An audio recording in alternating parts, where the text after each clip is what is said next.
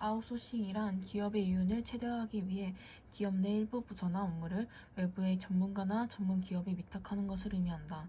아웃소싱에 적합한 분야를 선별하기 위해서는 먼저 기업의 핵심 역량이 무엇인지 파악하고 해당 분야의 산업 중요도를 분석해야 한다.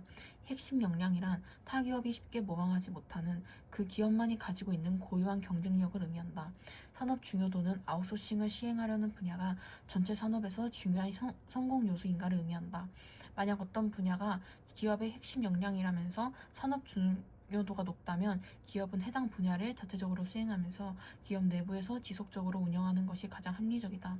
기업의 핵심 역량이 기업은 해당 분야를 자체적으로 기업의 핵심 역량이지만 산업 중요도가 낮다면 해당 분야를 분산시켜 효율성을 추구하는 것이 좋다.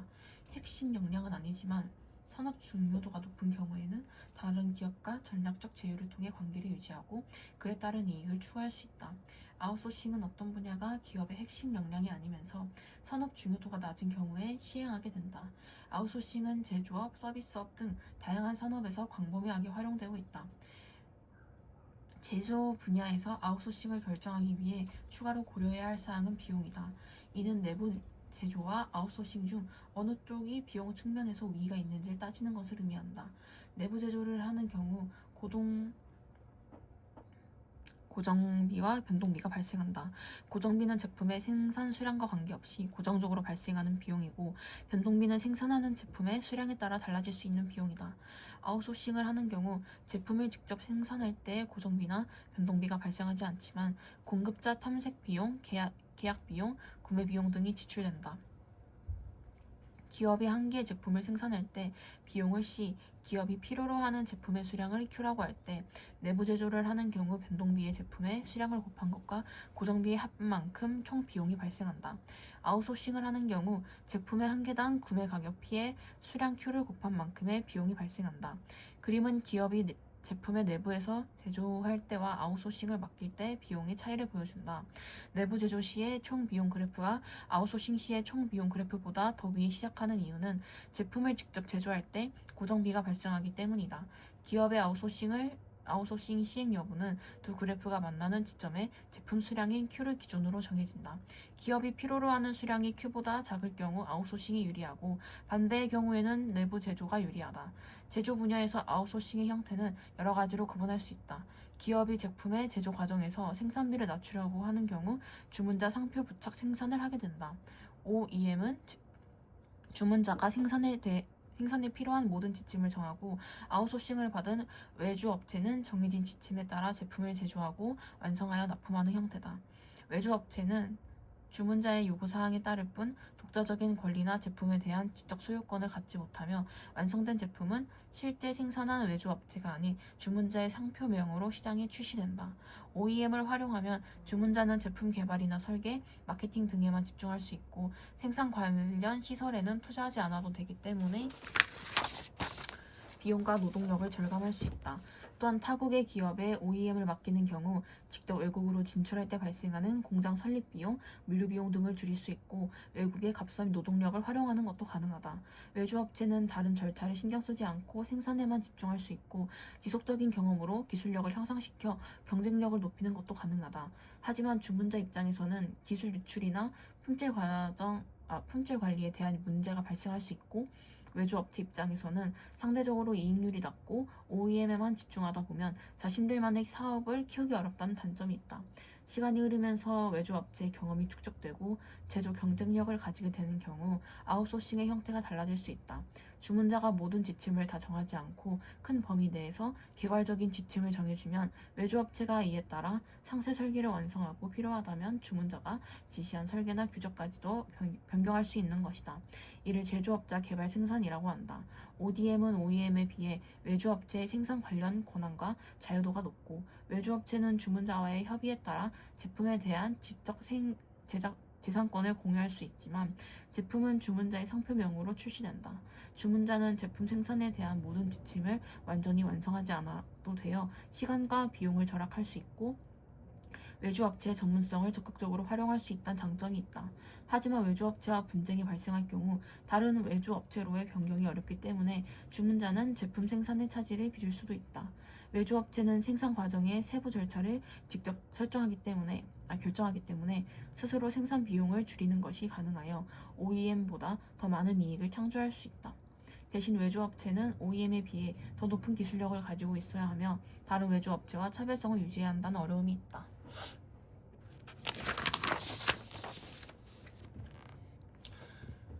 교환이론은 사회의 구조를 설명하는 이론의 하나로 사회의 근본적 속성을 보상 또는 효용을 확실히 하려는 요구에 의해 움직이는 행위자 간의 자원 교환으로 본다. 사회학자 리처드 에머스는 개인 및 집합적 행위자 간의 교환이 동일한 기본 원리를 바탕으로 이해 가능한지 탐구하였다. 에머슨이 볼 때 사회 구조는 자신의 자원 가치를 높이려는 행위자 간의 자원 교환으로 구성된 것이다. 교환은 사회적 네트워크 내에서 행위자들이 자원의 분배를 놓고 협상하는 상황인 협상된 교환, 행위자들이 추후 보상이 주어질 것으로 기대하면서 연속적으로 자원을 제공하는 상황인 호혜적 교환이라는 두 가지 일반적 유형 중 하나의 모습을 띈다. 협상된 교환의 특징은 작동하는 데 오랜 시간이 소요된다는 점, 비용과 이익에 대한 명시적 인식과 계산이 상당히 포함된다는 점, 당사자 모두가 받아들일 수 있는 타협을 추구하는 갈등 과정에서 이루어지는 경우가 많다는 점이다. 한편 호혜적 교환은 한 당사자가 다른 당사자에게 일반적으로 자원을 주는 것이며 가치 있는 자원으로 갚으리라는 기대 또한 포함된다. 따라서 호혜적 교환은 우연적으로 일어나는 보상의 연속으로 구성되지만 협상된 교환에서는 자원이 분배되기 전 교환 행위자들 간의 자원에 대한 일련의 제약과 역제약이 이루어진다. 교환 행위에서는 행위자는 다른 행위자가 자신에게 자원을 의존하는 정도만큼 권력을 갖는다. 예를 들어 행위자 A가 행위자 B에 대해 갖는 권력은 B가 자신이 가치를 부여하는 자원을 얻기 위해 A에게 의존하는 경도에 따라 결정되며 B가 A에 대해 갖는 권력의 경우에도 마찬가지다. 의존은 권력의 궁극적 원천이며 다른 행위자가 추구하는 자원이 높은 가치를 가지는 정도와 이 자원에 대한이 매우 적거나 추구하기에 비용이 너무 많이 드는 정도에 따라 의존의 크기가 결정된다. 두 행위자는 모두 상당한 정도의 상호 의존성을 보일 수 있는데 각자가 상대방에게 대해 큰 권력을 부여하고 그럼으로써 교환 관계에서 권력의 총량 또는 평균값이 커지기 때문에 구조적 응집력 또한 증대된다. 그러나 행위자가 교환 상대보다 많은 권력을 가지면 이 행위자는 교환 상대의 의존을 이용해 부가적 자원을 확보하거나 의존적 상대방으로부터 자원을 획득하는 데 드는 비용을 줄일 수 있다. A에 대한 B의 의존 때문에 A가 B에 대해 더 많은 권력을 가진다면 A는 권력의 이점을 가지고 그것을 사용하게 된다. 이는 권력 불균형 관계인데 에머스는 권력의 불균형으로 인해 권력 사용은 권력 관계의 평형을 부여하는 균형화 작동을 활성화한다고 보았다.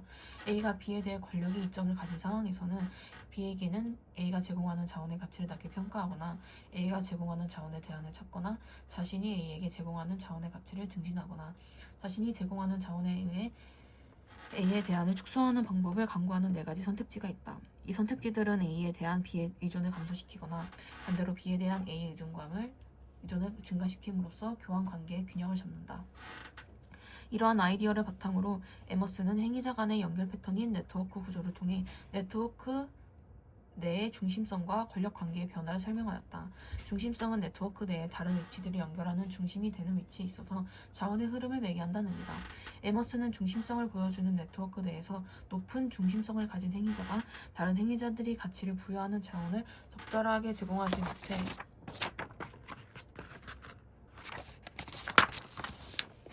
자원의 흐름을 제대로 매개하지 못하면 권력은 자원에 대해 직접적 접근을 통제할 수 있는 다른 행위자들을 축으로 붕괴될 것이라고 보았다. 예를 들어 봉건제에서 왕과 영주들의 네트워크 구조를 가정해보자. 왕은 영주들을 연결하는 중심이 되는 위치에 있어서 영주들 사이에 자원 흐름을 매개한다. 영주들은 자기 영지에서 농도들에 대한 지배를 바탕으로 왕에게 자원을 제공하며 농도들이 생산한 자원의 일부를 왕에게 전달한다. 그러면 제공받은 자원에 대해 왕이 무엇으로 갚을지가 문제가 된다. 영주들은 왕이 자신들에게 충분한 보상을 제공하지 않는다 인식하기 시작하면 교환관계를 파괴하고 네트워크 내의 권력관계를 변화시키려고 합니다.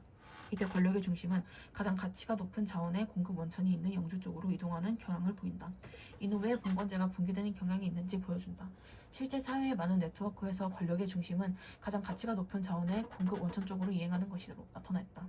이는 행위자들이 교환관계를 파괴할 가능성이 높지 않은 네트워크에서도 마찬가지였다. 이렇게 에머스는 교환 과정을 네트워크 내에서 일어나는 것으로 개념화함으로써 교환 이론을 사회 구조를 설명하는 수단으로 만들었다.